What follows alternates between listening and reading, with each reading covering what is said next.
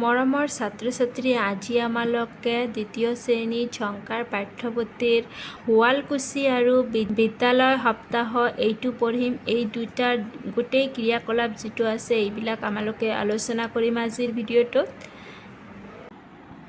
পঢ় আহা। শুৱালকুছি পাট মুগা কাপোৰৰ বাবে বিখ্যাত।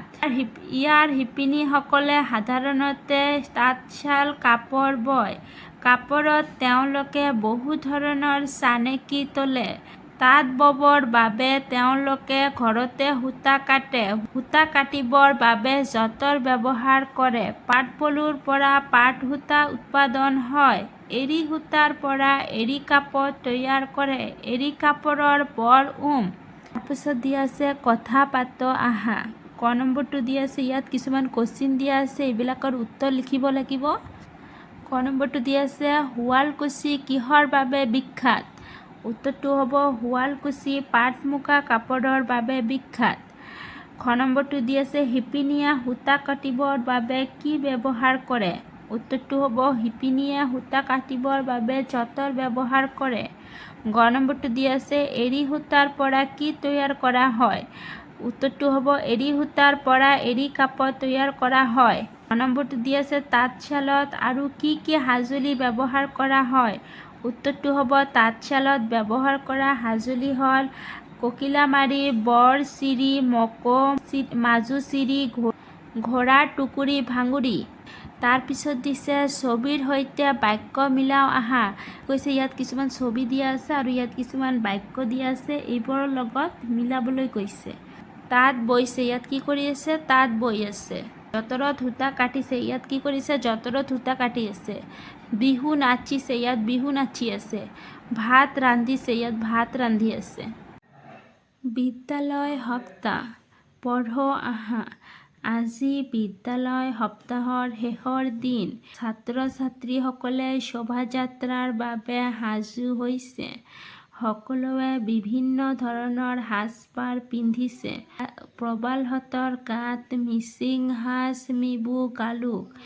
ৰীমাহঁতে ডিমাচা সাজ, ৰিগু-ৰিখা উচা পিন্ধি আহিছে। কাৰ্বি সাজ পিনি পেকক পিন্ধা অহা দীপকহঁতক বৰ ধুনীয়া লাগিছে। বড়োসকলৰ দখনা পৰিহিত মুচনাহঁতৰ দলটো সাজি-কাজি আহিছে। আনসকলেও মেখেলা-চাদৰ, ধুতি, চোলা পৰিধান কৰিছে। সকলোৱে শাৰী পাতি শোভাযাত্ৰাত ভাগ লৈছে। প্ৰখৰ ৰ'দ সহিব নোৱাৰি হঠাৎ দীপা ঢলি পৰিল। প্ৰবলহঁতে তাইক ধৰি বহুৱাই দিলে। গামোচাই ডিঙিত লোৱা আৰনাইখনেৰে তাইক বিচিবলৈ ধৰিলে। তাৰপিছত দিয়া আছে কথা পাত আহা। ইয়াত কিছুমান কোৱেশ্চন দিয়া আছে, এইবিলাকৰ উত্তৰ লিখিব লাগিব। ক নম্বৰটো দিয়া আছে বিদ্যালয় সপ্তাহৰ শেষৰ দিনা ছাত্ৰ-ছাত্ৰীসকলে কিয় ভিন ভিন সাজ-পাৰ পিন্ধি আহিছিল? উত্তৰটো হ'ব শোভাযাত্ৰা থকাৰ বাবে। খ নম্বৰটো দিয়া আছে ৰমনহঁতে কি সাজ পৰিধান কৰিছিল? এই কাহিনীটোত ৰমেন বোলা কোনো ল'ৰাৰ কথা কোৱা নাছিল, কিন্তু ৰমেন এটা ল'ৰাৰ নাম আৰু ইয়াত দিয়া আছে প্ৰবালহঁতৰ কথা কৈছে, সেইকাৰণে এইটো উত্তৰ লিখি দিছোঁ। ইয়াত তেনেহ'লে উত্তৰটো হ'ব ৰমেনহঁতে গাত মিচিং সাজ, মিবু গালোক পৰিধান কৰিছিল। গ নম্বৰটো দিছে মুচনাই ডিঙিত লোৱা আৰনাইখন কোন জাতিৰ? উত্তৰটো হ'ব বড়ো জনজাতিৰ।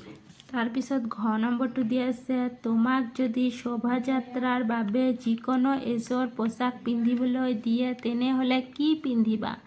মানে কি কৈছে, তোমালোকক যদি শোভাযাত্ৰাৰ কাৰণে কিবা এটা পোছাক পিন্ধিবলৈ কয় তুমি কোনটো পিন্ধিবা? তাত লিখিলে হ'ল বিহুৰ সাজ-পাৰ। তাৰপিছত দিয়া আছে নম্বৰটো তোমাৰ কোনোবা বন্ধু বা বান্ধৱী যদি মোচা গৈ মাটিত পৰি যায় তুমি কি কৰিবা? তোমাৰ যদি কোনোবা বন্ধু বা বান্ধৱী মোচা গৈ মাটিত পৰি যায় তুমি কি কৰিবা? সেইটোৰ বিষয়ে ক'ব লাগিব তোমাক, সেইটো তোমালোকে নিজে ক'বা। তাৰপিছত দিয়া আছে পঢ় আহা। বড়োসকলৰ প্ৰধান ধৰ্ম হৈছে বাথৌ। বাথৌ পূজাত খেৰাই নাচ নাচে। আলি আই লিংগা মিচিংসকলৰ কৃষি উৎসৱ। এই উৎসৱত ঐনিতম গাই গুমৰাগ নাচে। কৰম পূজা আদিবাসীসকলৰ উৎসৱ। ঝুমুৰ নাচ আদিবাসীসকলৰ দলীয় নাচ। তাৰপিছত দিছে যুক্তাক্ষৰ থকা শব্দ পঢ় আহা, মানে যুক্তাক্ষৰ থকা শব্দ পঢ়িবলৈ কৈছে। চন্দন, আনন্দ, বন্ধন, অন্ধ, বন্ধ, পোন্ধৰ, ধুৰন্ধৰ, উল্লাস, বল্লভ, কল্লোল, পল্লৱ। ছবি চাই বাক্য সম্পূৰ্ণ কৰা, মানে কি কৈছে ছবিবোৰ চাই বাক্যবোৰ সম্পূৰ্ণ কৰিবলৈ কৈছে। অমলহঁতে ফুটবল খেলি আছে। তাৰপিছত আকাশত চৰাইবোৰ উৰি আছে। তাৰপিছত দিছে পঢ় আহা। তোমালোকে কিমান ধৰণৰ চৰাই দেখিছা? সেই সকলো চৰাইৰ নাম জানানে?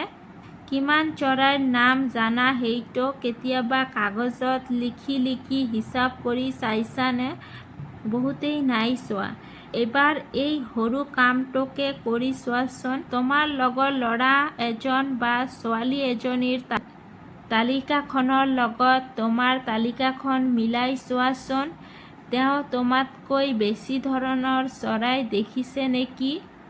তেওঁ দেখা চৰাইবোৰ তুমি কিয় দেখা নাই? আচলতে তুমিও দেখিছা, কেৱল লিখিবলৈহে পাহৰিছা। তাৰপিছত দিছে লিখ আহা। ক নম্বৰটো দি আছে তোমালোকে দেখা চৰাইবিলাকৰ এখন তালিকা প্ৰস্তুত কৰা। তোমালোকে কি কি চৰাই দেখিছা এইটোৰ এটা তালিকা বনাই ল'বা। তুমি কিমান ধৰণৰ চৰাই দেখিছা আৰু তোমাৰ লগৰীয়াবোৰে কিমান ধৰণৰ চৰাই দেখিছে মিলাই চোৱা। মানে কি কৈছে তোমাৰ বন্ধু বান্ধৱ যে আছে সেই তেওঁলোকে আৰু তুমি কি কি চৰাই দেখিছা এইটো তোমালোকে এটা তালিকা বনাই মিলাই চাবা। বাকচত যুক্তাক্ষৰ বহুৱাই শব্দ সাজু আহা, মানে বাকচত যুক্তাক্ষৰবিলাক লিখি দিয়া আছে, এইবিলাক ইয়াৰ পৰা ইয়াত লিখিব লাগিব আৰু এটা শব্দ বনাব লাগিব। প্ৰফুল্ল, চন্দন, বান্দৰ, উচ্চতা, সন্ধান, ধুৰন্ধৰ। তাৰপিছত দিছে মাজৰ বাকচটোত থকা শব্দবোৰৰ সহায়ত উচ্চাৰণৰ মিল থকা শব্দ লিখ আহা। মানে কি কৈছে মাজৰ যে বাকচত শব্দবিলাক দিয়া আছে এইবোৰৰ লগত মিল থকা শব্দবোৰ লিখিবলৈ কৈছে। যেনে কি কৰিছে লাজ, সাজ, কাহ, বাহ, সুন্দৰ, বান্দৰ, বাদ্য, খাদ্য, অন্ন, ভিন্ন, হাঁহ, বাহ। মোৰ ছাত্ৰ ছাত্ৰী আজিৰ ভিডিঅ'টো ইমানেলৈকে। যদি মোৰ ভিডিঅ'টো ভাল লাগি থাকে লাইক, কমেণ্ট, শ্বেয়াৰ কৰিব আৰু মোৰ চেনেলটো ছাবস্ক্ৰাইব কৰি দিব। ধন্যবাদ।